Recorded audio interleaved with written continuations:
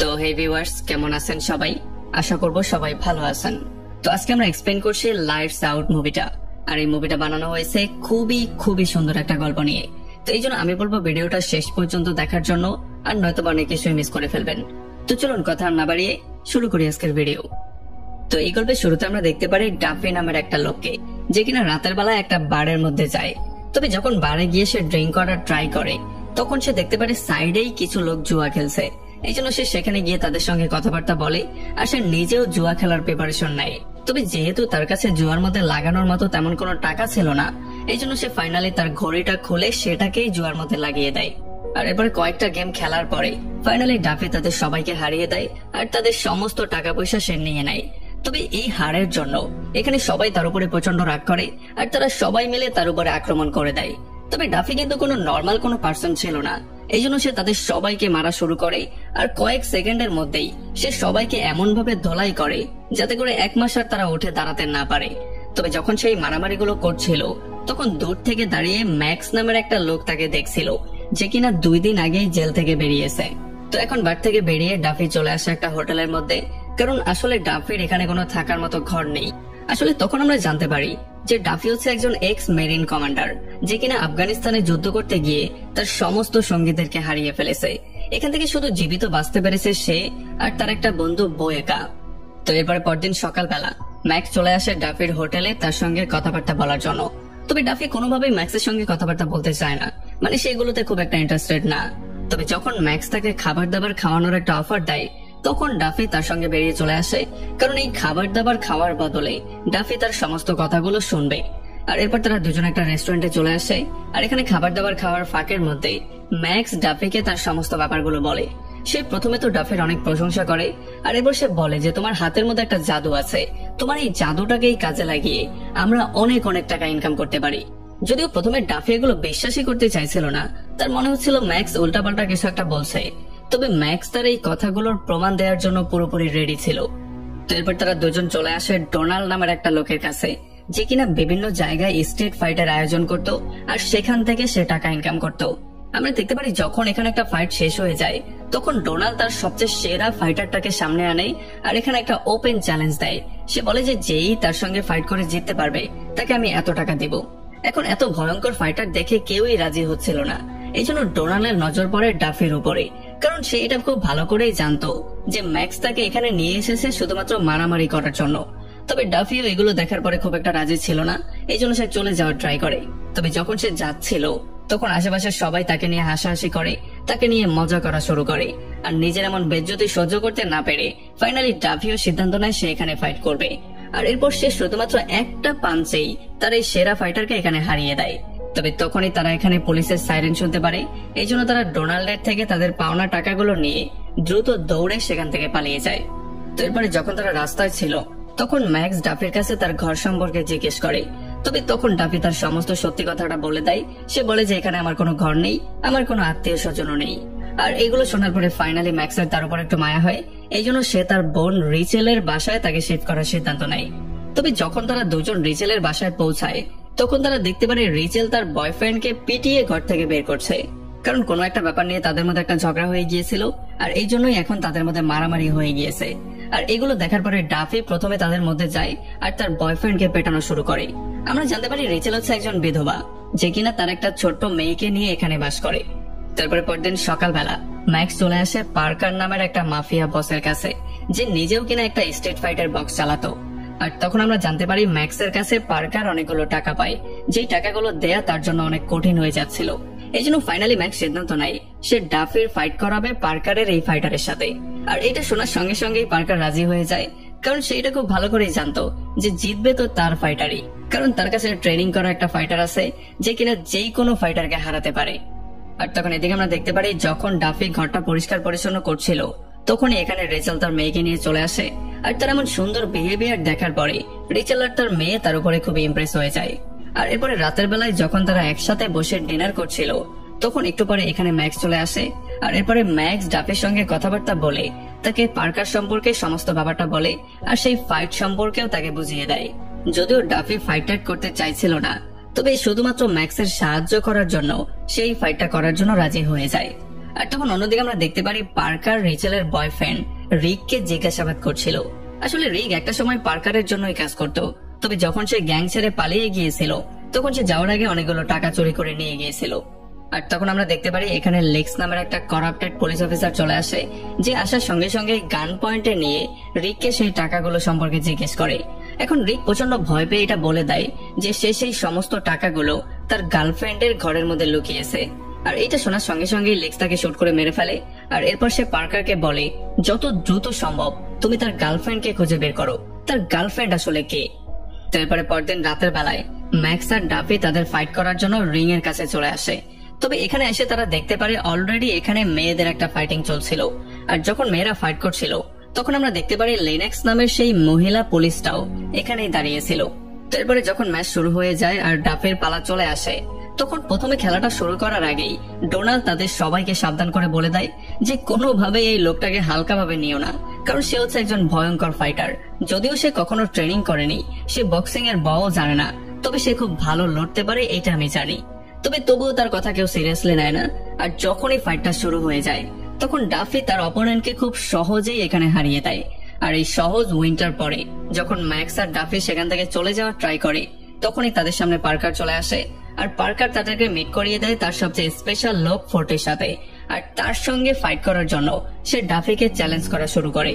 তবে ম্যাক্স এটা খুব ভালো করেই জানতো যে ফোর্ড হচ্ছে একজন ভয়ঙ্কর ফাইটার, সে হচ্ছে একজন মনস্টার, তার সঙ্গে পারা এতটা ইজি ব্যাপার না। আর তাছাড়া তার যে দেনাগুলো ছিল সেগুলো তো প্রথম ফাইটে শেষ হয়ে গেছে, এই জন্য সে কোনোভাবে এই ফাইটটা করতে চাইছিল না। তবে তখন পার্কার তাদেরকে অফার দিয়ে বলে যে যদি তোমরা ফোর্ডকে হারিয়ে দিতে পারো তাহলে তোমরা পাবে 3 গুণ টাকা। তবে তবুও ম্যাক্স এটাতে ইন্টারেস্টেড ছিল না। তবে আমরা দেখতে পারি ডাফি তাকে বলে যে ভাই এই মনস্টারের সাথে ফাইট করতে হলে আমি 5 গুণ টাকা নিব, 3 গুণ টাকা খুবই কম হয়ে যায়।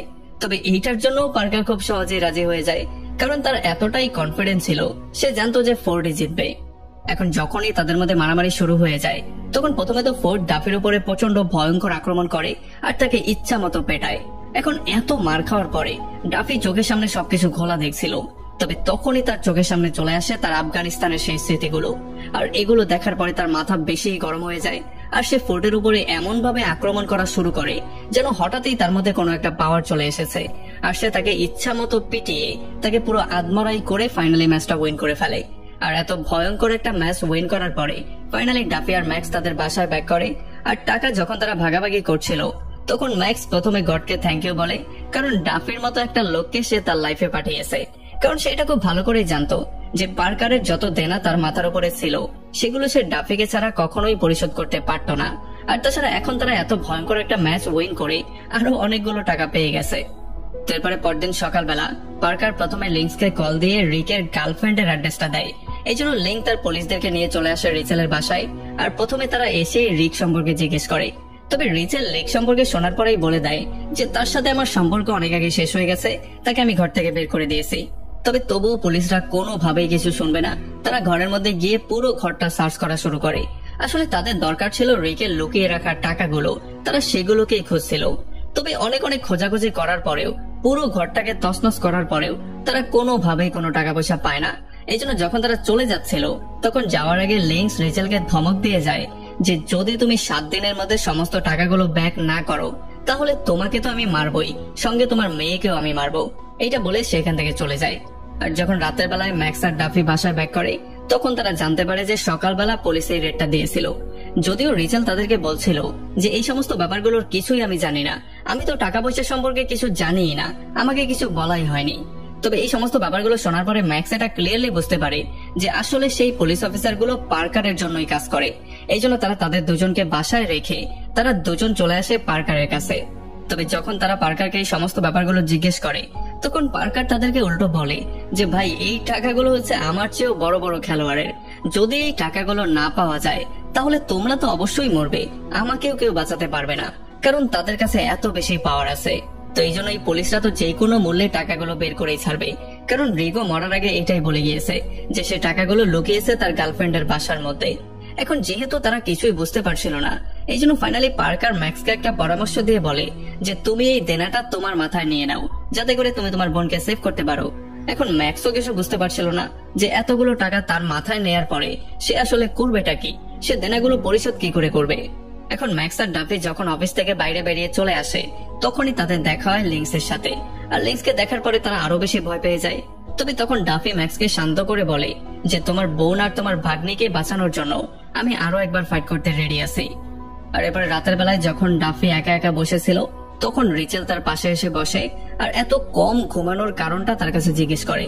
তখন ডাফি তাকে বলে যে যখনই আমি ঘুমিয়ে পড়ি তখন আমার চোখের সামনে আফগানিস্তানের সেই ভয়ঙ্কর দৃশ্যগুলো চলে আসে আর আমার বন্ধুদের লাশ যেগুলো আমার চোখের সামনে ছিল সেইগুলো আমার চোখের সামনে ভাসতে থাকে, এই জন্য আমি আর ঘুমাতে পারি না।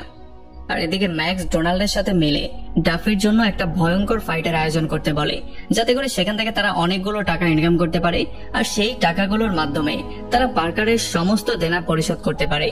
আর এই সমস্ত ব্যাপারগুলোর জন্য ফাইনালি ডোনাল্ড রাজি হয়ে যায়। তবে এই কাজটা করার জন্য সে 30% কমিশন চায়। আর ম্যাক্সের হাতে যেহেতু কোনো অপশন নেই এই জন্য সে তাকে এই কমিশনটা দিতে রাজি হয়ে যায়। তবে একটু পরেই ডোনাল্ড চলে আসে পার্কারের কাছে আর তাকে ম্যাক্সের এই অফারটা সম্পর্কে বলে। আর যেহেতু পার্কার কোনোভাবে এটার জন্য রাজি হচ্ছিল না, কারণ এখানে টাকার মামলাটা অনেক বড়, এই জন্য ডোনাল্ড তার একটু ইগোতে হার্ট করে দেয়। সে বলে যে আগের বার তুমি যে হারটা হেরেছো সেটার জন্য সবাই তোমাকে নিয়ে হাসাহাসি করছে, যদি তুমি এখন এই ফাইটটা আয়োজন না করো আর তুমি রিভেঞ্জ না নাও তাহলে সবাই তোমাকে নিয়ে সবসময় হাসাহাসি করবে আর সবাই তোমাকে ভীতু বলে গালাগালি করবে। আর এগুলো শোনার পরে পার্কারের মাথা আরো বেশি গরম হয়ে যায়। এই জন্য সে বলে আচ্ছা ঠিক আছে, তুমি ফাইটের আয়োজন করো, ফাইটার যেখান থেকে দরকার আমি নিয়ে আসবো। তারপরে ফাইনালি একটা বিশাল বড় ফাইটের আয়োজন করা হয় যেখানে সমস্ত বড় লোকরা চলে আসে টাকা লাগানোর জন্য। আর যখন এই ফাইটটা শুরু হওয়ার প্রিপারেশন নিচ্ছিল তখন আমরা দেখতে পারি এখানে পার্কার আর লিংকও ছিল, যারা কিনা নিজেদের মধ্যে কথাবার্তা বলছিল। এখানে পার্কার বলছিল যে কোনোভাবেই ডাফি এইবারের ফাইটটা উইন করতে পারবে না। তবে লিংক তাকে বলছিল যে যদি কোনো রকমে ভুলেও সেই ফাইটটা উইন করে ফেলে তাহলে কিন্তু সমস্ত টাকাগুলো তোমার মাথায় চলে আসবে, তখন কিন্তু এগুলো তোমার পে করতে হবে। তবে তখন পার্কার বলেছে না না ডার্লিং, এটা কোনোভাবেই হবে না, তোমার সমস্ত কুকর্মের প্রমাণ আমার কাছে আছে, তুমি কখন কোথায় কি করেছো, কোথা থেকে কত টাকা ঘুষ নিয়েছো, সমস্ত ডাটা আমার কাছে সেভ করা আছে। সো যদি তুমি 19-20 কিছু একটা করার ট্রাই করো তাহলে আমি কিন্তু এগুলো তোমার সিনিয়রকে ধরিয়ে দেব আর তোমার চাকরি সেখানে শেষ হয়ে যাবে। সো যদি ডাফি এটা জিতেও যায় তবুও আমাকে টাকা দিতে হবে না, সেই টাকাগুলো দেবে তুমি, যে কোনো মূল্যে তুমি টাকাগুলো বের করবে। আর তখন এদিকে যখন রিচেল ময়লা ফেলার জন্য ডাস্টবিনে যায় তখন ডাস্টবিনের মধ্যে সে একটা ব্যাগ দেখতে পারে। আর যখনই সে ব্যাগটা ওপেন করে তখন সে দেখতে পারে এটার মধ্যে টাকায় ভর্তি। এই জন্য যখন সে গিয়ে তার মেয়েকে জিজ্ঞেস করে তখন তার মেয়ে বলে যে আসলে রিগের উপরে প্রচন্ড রাগ করে সে এই ব্যাগটা নিয়ে ময়লার ডাস্টবিনে ফেলে দিয়েছিল আর এটার জন্য সে তার মায়ের কাছে মাপ চায়।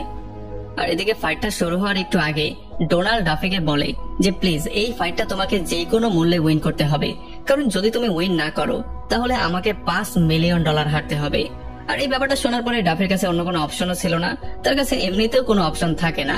তো এই জন্য যখনই সে ফাইটটা শুরু করে তখন তার সামনে ছিল একজন পুলিশ অফিসার।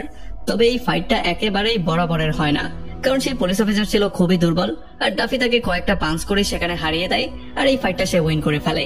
তবে উইন করার সঙ্গে সঙ্গে সবাই হইহুল্লোড় করা শুরু করে, কারণ এখানে অনেকেই টাকা উইন করে ফেলেছে। আর এই হইহুল্লোড়ের সুযোগ নিয়ে ম্যাক্স আর ডাফিও সেখান থেকে কোন রকমে বেরিয়ে চলে আসে।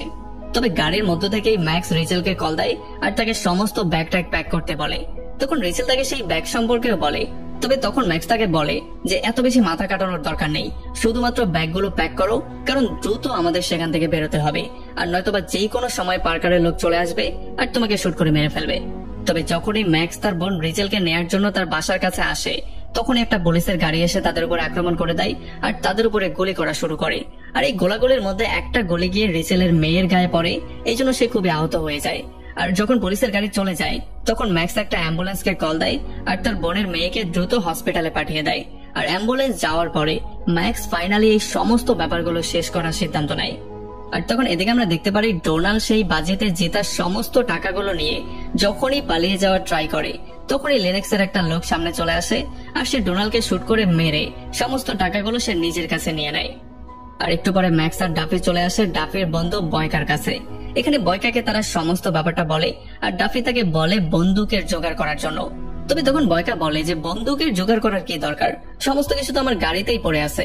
আর এই ফাইটের মধ্যে বয়কাও তাদের সঙ্গে যেতে চায়, তবে ডাফি তাকে সরাসরি না করে দেয়। তবে যখন আফগানিস্তানে তারা ফাইট করেছিল তখন ডাফি কয়েকবার তার জীবন সেভ করেছিল, এই জন্য বয়কা তাকে বলে যে যদি আমাকে মরতে হয় তবুও এই ফাইটে আমি যাব, আমি আমার জীবনের পরোয়া করি না। এরপর তারা তিনজন প্রথমেই চলে আসে পার্কারের অফিসে। এখানে যখনই তারা পার্কারকে গান পয়েন্টে নেয় তখন পার্কার বলে যে লিংস আর তার সঙ্গীরা আমাকে মারার জন্য এখানেই আসছে। আর এতটুকু বলার সঙ্গে সঙ্গেই লিংস আর তার সঙ্গীরা তাদের উপরে গুলি করা শুরু করে দেয়।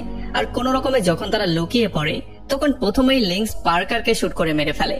আর এরপর সে ম্যাক্সকেও আহত করে তাকে গান পয়েন্টে নিয়ে ডাফিকে বলে দ্রুত তোমার বন্দুকটা ফেলে দাও, আর না তো যে কোনো সময় আমি ম্যাক্সকে খুন করব। তবে ম্যাক্স খুবই চালাকি করে লিংসকে শুট করে দেয়, এই জন্য তার সেখানেই মৃত্যু হয়ে যায়। এখন তারা কোন রকমে তাদের সমস্ত শত্রুদেরকে মেরে তো ফেলেছে, তবে এই মারামারির মধ্যে বয়কার মৃত্যু হয়ে গিয়েছে। এই জন্য ডাফের মনটা আরো বেশি খারাপ হয়ে যায়। আর পরদিন সকালবেলা যখন ম্যাক্স হাসপাতালে তার বোনের সাথে মিট করতে আসে তখন সে দেখতে পারে তার ভাগ্নি পুরোপুরি সুস্থ আছে, সে এখন জ্ঞানও ফিরে পেয়েছে। আর এরপর ফাইনালি তাদেরকে ঘরে পাঠিয়ে দেওয়া হয়। আর বাসায় ব্যাক করে রিচেল ডাফির একটা চিঠি পায়, যেখানে ডাফি তাকে থ্যাঙ্কস বলেছে এতদিন যাবত তাকে তার ঘরের মধ্যে আশ্রয় দেওয়ার জন্য। আর তাছাড়া ব্যাগের মধ্যে যে টাকাগুলো সে পেয়েছে সেগুলোর প্রপার ইউজ সে করতে বলে।